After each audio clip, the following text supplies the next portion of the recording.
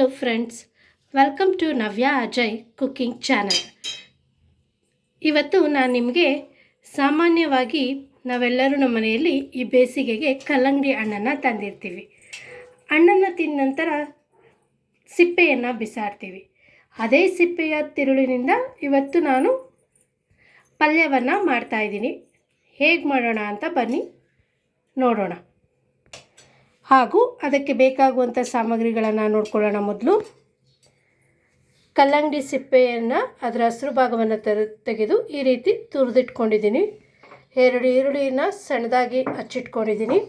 2 ಮೊಟ್ಟೆ, ಸ್ವಲ್ಪ ನುಗ್ಗೆ ಸೊಪ್ಪು, ಅಚ್ಚ ಖಾರದ ಪುಡಿ, ಗರಂ ಮಸಾಲ, ಧನಿಯಾ ಪುಡಿ, ಸ್ವಲ್ಪ ಅರಿಶಿಣ, ರುಚಿಗೆ ತಕ್ಕಷ್ಟು ಉಪ್ಪು, ಸ್ವಲ್ಪ ಎಣ್ಣೆ. ಈಗ ಹೇಗೆ ಮಾಡೋಣ ಅಂತ ಬನ್ನಿ ನೋಡೋಣ.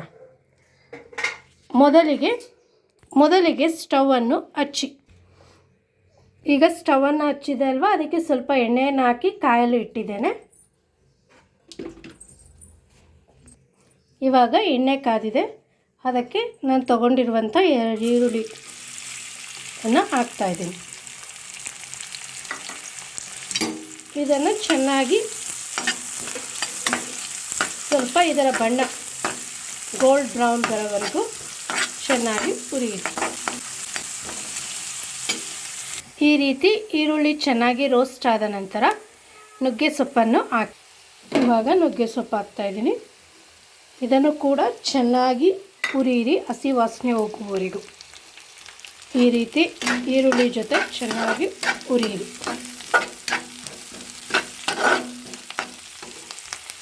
ಈ ರೀತಿ ಹುರಿದ ನಂತರ ಕಲ್ಲಂಗಡಿ ಸಿಪ್ಪೆಯ ತುರಿಯನ್ನು ಹಾಕಿ. ಇವಾಗ ಕಲ್ಲಂಗಡಿ ಸಿಪ್ಪೆಯ ತುರಿಯನ್ನು ಹಾಕಿ ಈರುಳ್ಳಿ ಮತ್ತು ನುಗ್ಗೆ ಸೊಪ್ಪು ಜೊತೆ ಚೆನ್ನಾಗಿ ಮಿಶ್ರಣ ಮಾಡಿ ಹುರಿಯಿರಿ. ಈ ರೀತಿ ಅದನ್ನು ಬೇಯಿಸುವಾಗ 1 ಸ್ಪೂನ್ ಅಚ್ಚ ಖಾರದ ಪುಡಿ, 1 ಸ್ಪೂನ್ ಧನಿಯಾ ಪುಡಿ, 1 ಸ್ಪೂನ್ ಗರಂ ಮಸಾಲ, ಚಿಟಿಕೆ ಅರಿಶಿಣ, ರುಚಿಗೆ ತಕ್ಕಷ್ಟು ಉಪ್ಪು ಇಷ್ಟನ್ನು ಹಾಕಿ ಚೆನ್ನಾಗಿ ಮಿಕ್ಸ್ ಮಾಡಿ ಒಂದು 5 ರಿಂದ 10 ನಿಮಿಷ ಬೇಯಿಸಿ. ಈ ರೀತಿ ಒಂದು 10 ನಿಮಿಷ ಚೆನ್ನಾಗಿ ಬೇಯಿಸ್ಕೊಂಡ ನಂತರ ಇದನ್ನು ಈ ರೀತಿ ಒಂದು ಸೈಡ್ ಮಾಡಿಕೊಂಡು ನಾನು ಮೊದಲೇ ತಗೊಂಡಿರುವಂಥ 2 ಮೊಟ್ಟೆಯನ್ನು ಈ ರೀತಿ ಹಾಕಿ ಉರಿಯನ್ನು ಮೀಡಿಯಮ್ ಫ್ಲೇಮಲ್ಲೇ ಇಟ್ಕೊಂಡು ಈ ಮೊಟ್ಟೆಯನ್ನು ಬೇಯಿಸಿ. ನೋಡಿ, ಈ ರೀತಿ ಮೊಟ್ಟೆ ಬೇಯಿಸ್ಕೋಬೇಕಾದ್ರೆ ನೀವು ಬೇಕನ್ಸಲ್ಲಿ ಸ್ವಲ್ಪ ಪೆಪ್ಪರ್ ಪೌಡರ್ನ ಹಾಕೋಬೋದು. ನಾನು ಈಗಾಗಲೇ ಎಲ್ಲ ರುಚಿಗೆ ತಕ್ಕಷ್ಟು ಉಪ್ಪು ಖಾರ ಎಲ್ಲ ಹಾಕಿರೋದ್ರಿಂದ ನಾನೇನು ಕೂಡ ಹಾಕ್ಕೊಂಡಿಲ್ಲ. ಈ ರೀತಿ ಬೇಯಿಸ್ಕೊಂಡ ನಂತರ ಎಲ್ಲವನ್ನು ಈ ರೀತಿ ಮಿಕ್ಸ್ ಮಾಡಿ. ನೋಡಿ, ಇವಾಗ ಎಲ್ಲವನ್ನು ಮಿಕ್ಸ್ ಮಾಡಿದ್ದೀನಿ. ನಾನು ಕೊನೆಯಲ್ಲಿ ಮೊಟ್ಟೆ ಹಾಕಿದ ಉದ್ದೇಶ ಏನಂದರೆ ಮೊಟ್ಟೆ ಅಂಶವು ನಿಮಗೆ ಸಿಗಬೇಕು ತಿನ್ನಬೇಕಾದ್ರೆ.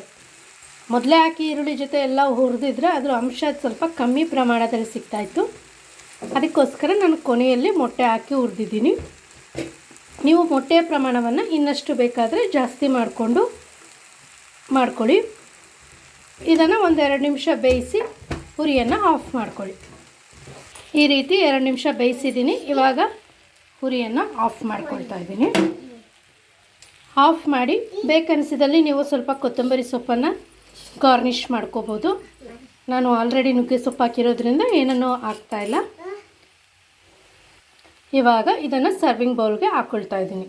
ಇವಾಗ ಸರ್ವಿಂಗ್ ಬೌಲ್ಗೆ ಹಾಕ್ಕೊಂಡಿದ್ದೀನಿ.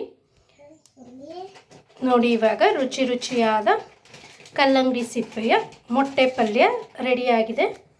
ಇದನ್ನು ನೀವು ಚಪಾತಿ, ಪೂರಿ, ದೋಸೆ, ಪರೋಟ ಯಾವುದ್ರ ಜೊತೆ ಕೂಡ ಬೇಕಾದರೂ ಸವಿಬೋದು. ಇವತ್ತು ಮಾಡಿದಂಥ ಈ ವಿಡಿಯೋ ನಿಮಗೆ ಇಷ್ಟವಾಗಿದ್ದಲ್ಲಿ ಲೈಕ್ ಮಾಡಿ, ಶೇರ್ ಮಾಡಿ, ಕಮೆಂಟ್ಸ್ ಮಾಡಿ.